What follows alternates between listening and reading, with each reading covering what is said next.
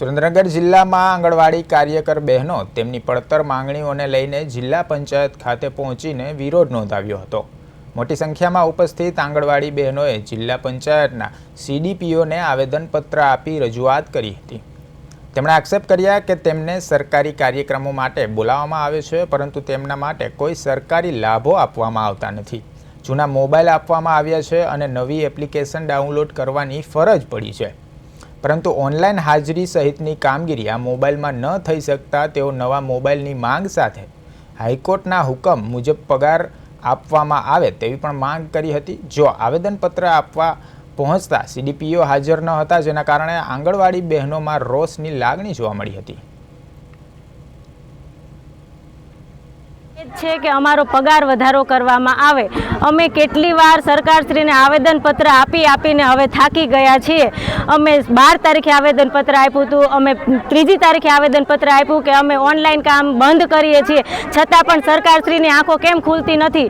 ગુજરાતમાં 53,000 આંગણવાડીઓ બંધ છે ટોટલ, એમાંથી 22 કે 23,000 જેટલી ટોટલ આંગણવાડીઓ તો બંધ બતાવે છે, તો પણ સરકાર ક્યાં સૂતી છે? કેમ જાગતી નથી સરકાર? ક્યાં ગઈ છે અમારી બહેનોના પગાર વધારવામાં?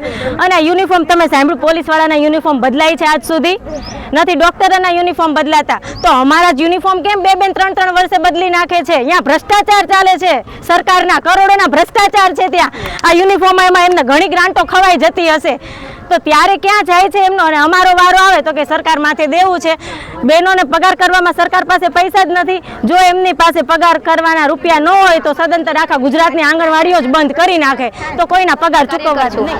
અમારે સરકારશ્રીને એ કહેવું છે કે ગમે તે વ્યક્તિ, સામાન્ય વ્યક્તિ એક બાળકને સાચવવામાં એમને કેટલી તકલીફ પડતી હશે। અમારા એક કેન્દ્રમાં 30-30 બચ્ચાઓ હોય છે, અમે એને કેવી રીતે સાચવતા હશું? અને એમાં રોજને રોજ આવતી નવી એપો જે અમને એટલું પ્રેશર આપે છે ને કે ક્યારેય કામ નથી થતું। અને બીજી વસ્તુ એ કે અમારે જે પૂર્વ પ્રાથમિક બાળકોને દેવાનું હોય એ તો અમે દઈ જ નથી શકતા, બિલકુલ કામ થઈ જ નથી શકતું।